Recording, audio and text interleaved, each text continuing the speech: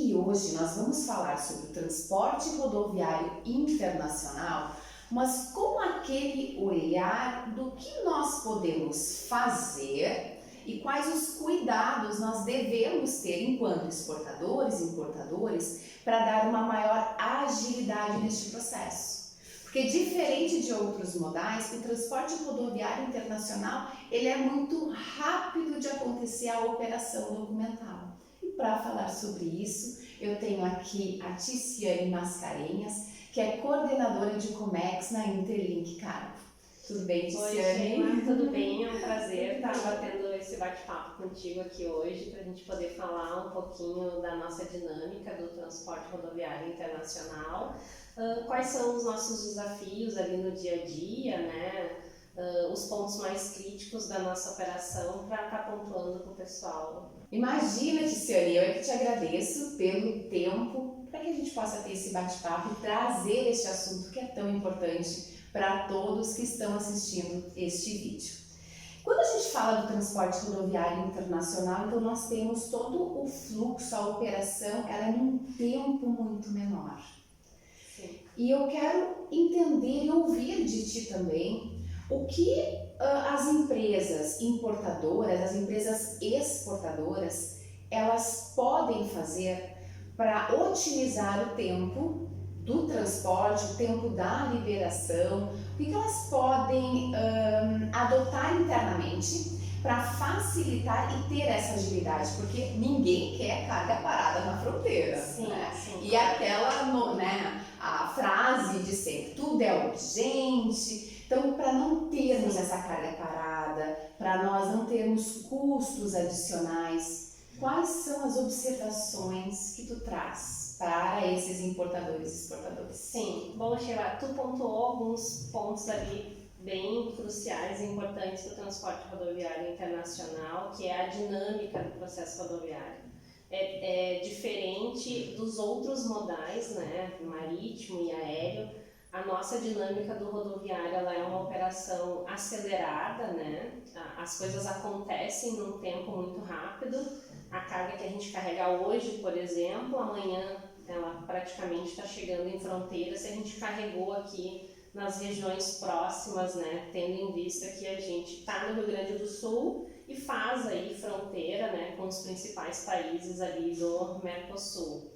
Então, o que a gente sempre tenta pontuar ali com os nossos clientes são os tempos para liberação em fronteira. Hoje a gente tem um tempo médio ali de cumprir as 24 horas, né, entre a chegada em fronteira e cruze das mercadorias. Mas para que isso aconteça, a gente tem que pontuar ali algumas etapas antes da carga chegar em fronteira. Acho que esse é o ponto principal que a gente tem que ter um cuidado maior no rodoviário, né? Seja nos casos de importação ou seja na exportação, né?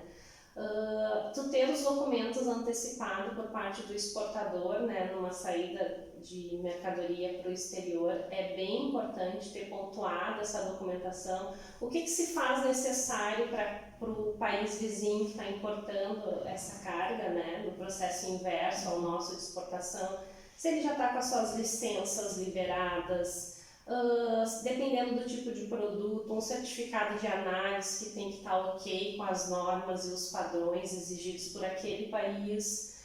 Se tu está mandando numa embalagem de madeira, essa madeira precisa estar tratada e certificada. O próprio certificado de origem, hoje ele já não é mais manual, né? Já está eletrônico para os principais países ali do Mercosul, né? Nosso volume maior hoje é a Argentina, então o code ele já está eletrônico. O importador ele tem que receber para aprovação antecipada essa documentação.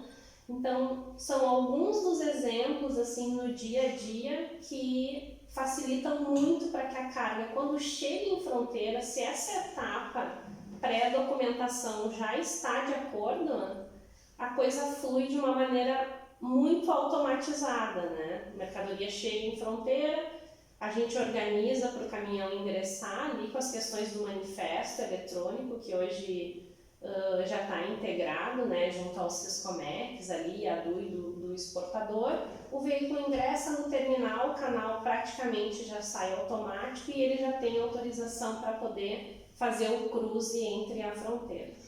Perfeito. E quando a gente fala, Tice, em documentos, quais são esses documentos que os exportadores eles precisam antecipar para vocês? Na verdade, ali, num primeiro momento na negociação entre eles, né, importador e ainda exportador, tem a questão da proforma, né, que é o que vai amparar a negociação entre eles. Uma vez que essa proforma esteja aprovada, que a carga siga para a produção para sair uma exportação, eles vão ter que ter a documentação ali final da exportação, que é a fatura comercial, o próprio romaneio da carga, o packing list, né? Certificado de origem. A gente já vai ter condições de fazer o CRP, né? Se essa carga já tem um agendamento para seguir, né? Então a gente recebe normalmente do cliente fatura e packing, e no dia do carregamento a gente recebe a nota fiscal, que hoje, como eu disse, o manifesto ele já é eletrônico, então a gente usa a nota fiscal, a chave de acesso para hoje fazer o manifesto junto ao Siscomecas, né? Tu trouxeste um ponto super importante, todos os pontos são importantes, mas algo que eu gosto sempre de relembrar é a importância de ter muito alinhado entre exportador e importador essas demandas. Isso, porque a mercadoria está sendo, no caso da exportação, sendo exportado, e é muito importante que o cliente ele tenha as suas licenças, as suas liberações para que essa mercadoria possa entrar no país dele, né? Porque é diferente, vamos pegar aqui como um exemplo o transporte marítimo. Sim. Aquele tempo que a mercadoria fica em trânsito é no rodoviário, nós não temos esse tempo. Não temos. Então, enquanto ainda se tem ali, vamos pegar aqui como um exemplo China, né? Pegar da Ásia para o Brasil, nós vamos ter ali 35, 37, 40 dias de transporte internacional. Então imagina, não é o que acontece no rodoviário. No marítimo mesmo, no fluxo, no trânsito menor ali, falando de alguns países que chegam a 18 dias, tu tem ainda tempo hábil de ficar discutindo sobre documento e fazendo algum ajuste se necessário. No rodoviário é mais nervoso a dinâmica da operação, né, o tempo. Então é crucial que tenha isso. E o ponto que a gente comentou ali, do importador e exportador terem muito alinhado antes do fluxo da operação, quais são os requisitos daquela mercadoria? O que eu preciso cumprir para estar mandando esse tipo de carga para o exterior? Então isso entre eles tem que estar muito alinhado, porque se eu chego com um caminhão hoje em qualquer fronteira para fazer o cruze e o importador sinaliza que alguma documentação não está de acordo como ele necessita para internacionalizar essa carga no país vizinho, a operação tranca por completo até que se resolva com essa documentação. Então é esse trabalho que a Interlink vem fazendo junto aos seus clientes, né, exportadores e importadores, e os próprios despachantes que estão ali no dia a dia das fronteiras tramitando para que essa operação aconteça, né? A nossa ideia é sempre auxiliar para que a gente tenha o menor tempo possível ali do nosso tempo médio de fronteira. Esse é o nosso objetivo principal. Exato, e a gente precisa, né? Nós temos aqui o exportador, o ponto A, nós temos aqui o importador, o ponto B. Sim. Como que essa mercadoria vai chegar? Então, o transporte, ele está vinculado aqui no meio justamente para fazer com que saia do ponto A que vá até o ponto B. E aqui nós temos estes intervenientes, as etapas, e esse alinhamento, o quanto é importante estar claro para todo mundo. Tendo um interveniente fazendo mais do que uma etapa ou não.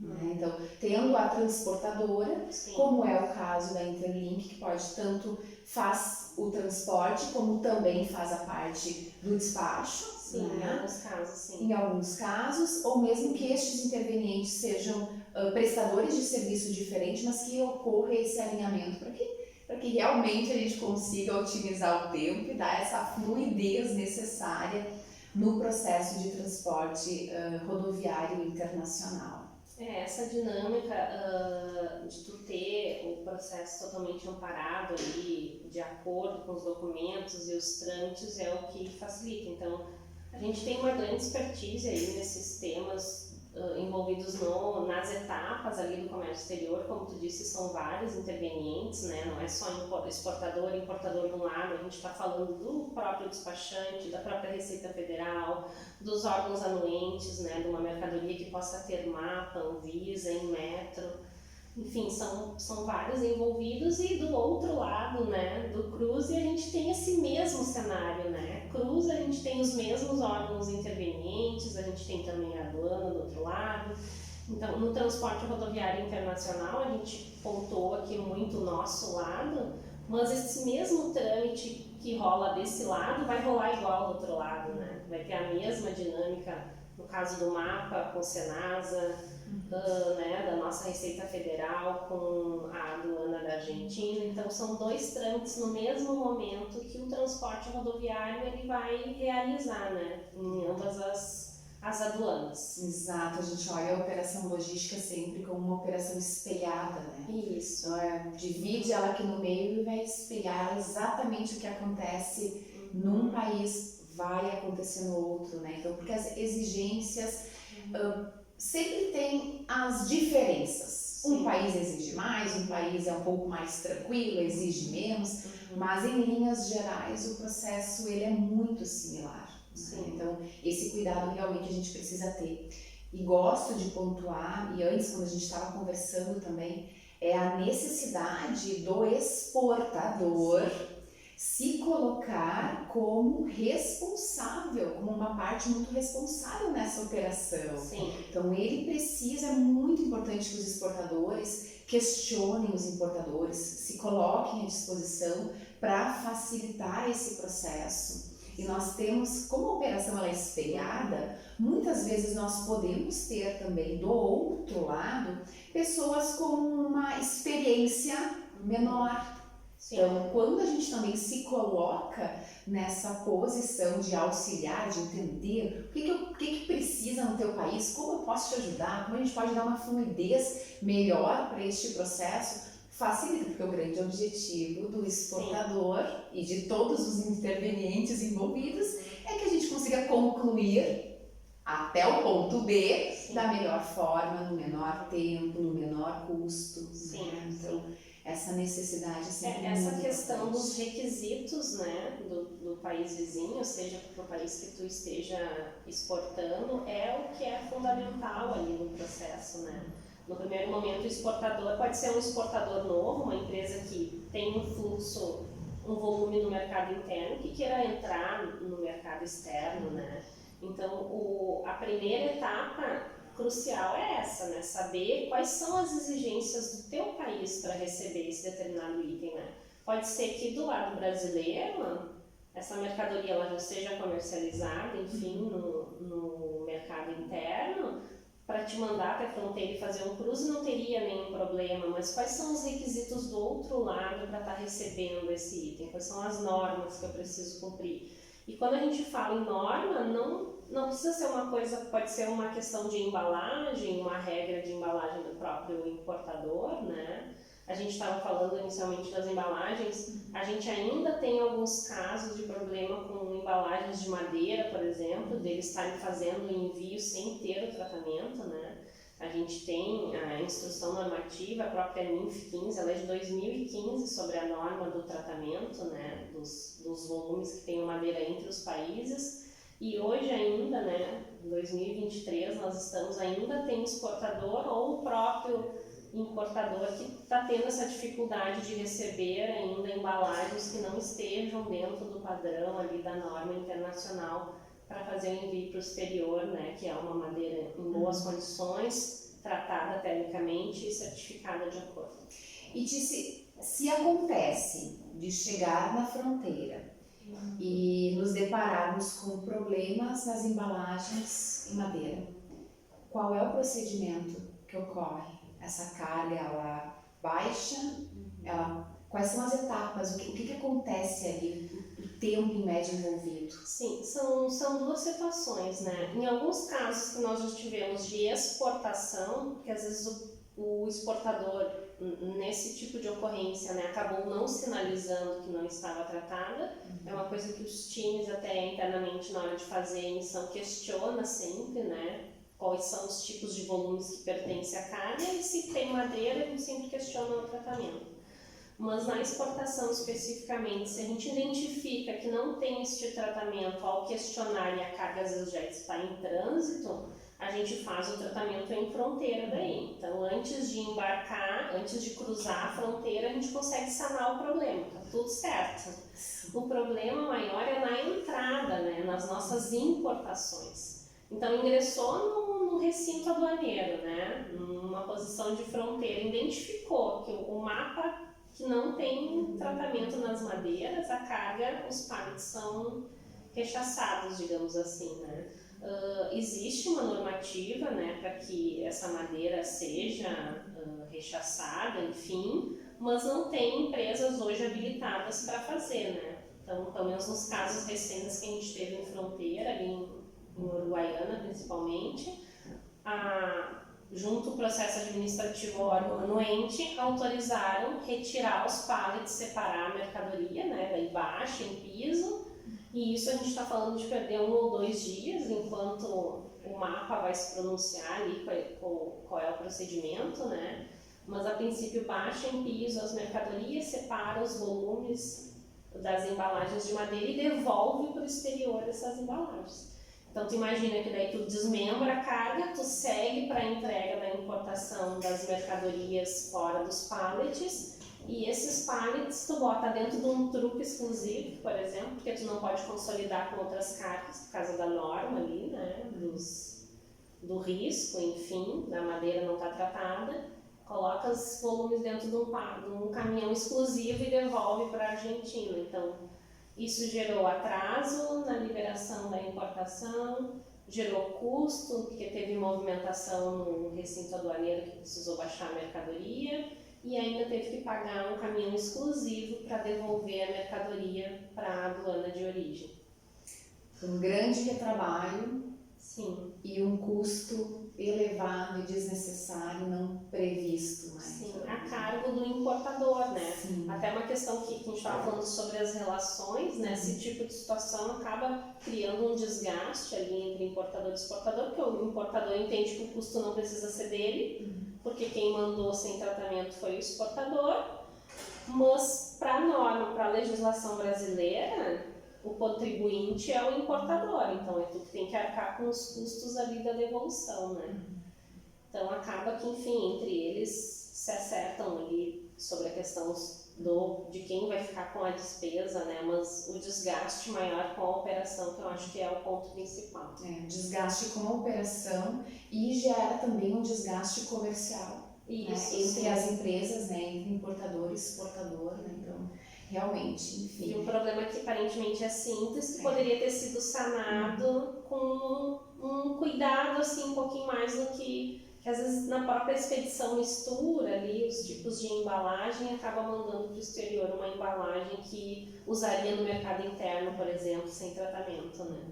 E importante demais sempre compreender, né? Mercado interno é diferente de mercado externo. Então, por mais que possa parecer simples, é só fazer o cruze da fronteira e daí o rodoviário acaba trazendo essa interpretação, né? Fácil, eu só vou cruzar e já estou em outro país, mas a regra existe, ela é clara e precisa ser atendida, respeitada, né? Então, nós estamos trabalhando com legislação, com normas de diferentes países, diferentes culturas, procedimentos diferentes, então precisa ter muito esse respeito à cultura. Eu trago muito isso sempre nas minhas falas, sempre que é possível. Quanto a gente tem que respeitar a cultura do outro país, né, do outro mercado com quem a gente está trabalhando, isso é o mínimo, é a base, é o início para a gente começar no mercado externo, a internacionalizar o nosso produto, a nossa empresa, a nossa solução. Sim. Perfeito, isso daí. E, Tícia, tem mais alguma observação que tu gostaria de trazer, então, além de antecipar a documentação, trazer essa documentação antecipada, ter este alinhamento entre os intervenientes para que não se inicie um processo logístico, por exemplo, sem ter a liberação no país destino, então que toda essa operação, todos os intervenientes estejam alinhados. Este cuidado quando nós falamos de uma embalagem em madeira, né? Tem mais alguma observação que tu gostaria de trazer para os importadores e exportadores para que a gente possa ter esse processo mais fluido? Na verdade que esses são os pontos principais, assim, do que a gente identifica no dia a dia, que a gente tem algum ruído, digamos, na operação e acaba travando logisticamente ali a nossa operação, né? É a questão da documentação, de tu ter as tuas licenças liberadas, né? Às vezes a carga está em trânsito, está na fronteira e aí o importador lá, junto ao seu representante, informa: não, a minha licença ainda não está liberada. Então isso acaba atrasando um pouco a operação, às vezes dependendo da situação você tem que baixar a carga em piso até que essa licença seja liberada e que a gente esteja apto a cruzar com o veículo, né? Então é importante sanar esses principais pontos aí primeiro, que eu acho que hoje ainda é o gargalo do rodoviário. Então, vou finalizar esse nosso vídeo, esse nosso material aqui, trazendo uma reflexão que muitas vezes a gente ouve que as empresas dizem assim, os empresários: a exportação não é para mim, comércio exterior não é para mim, não é para o meu negócio, é muito difícil. Não é difícil, né, Tice? A questão não é ser difícil, a questão é ser diferente. É um processo diferente, é diferente do mercado interno, do mercado nacional. Então, que as empresas busquem se aproximar de bons profissionais, de bons intervenientes e que construam junto este relacionamento, façam essa troca de experiência, que com certeza nesse alinhamento o processo ele vai ficar fluido e existem as regras que nós precisamos nos atentar, mas ele é sim um mercado que, se há preparo, é possível, né? Sim, Sheila, esse é o ponto, exatamente. Então tá bom. Muito obrigada, Tice. Obrigada, eu que agradeço, foi um prazer ter conversado um pouquinho contigo. Obrigada. Tchau, pessoal, até o próximo vídeo. Tchau, obrigada.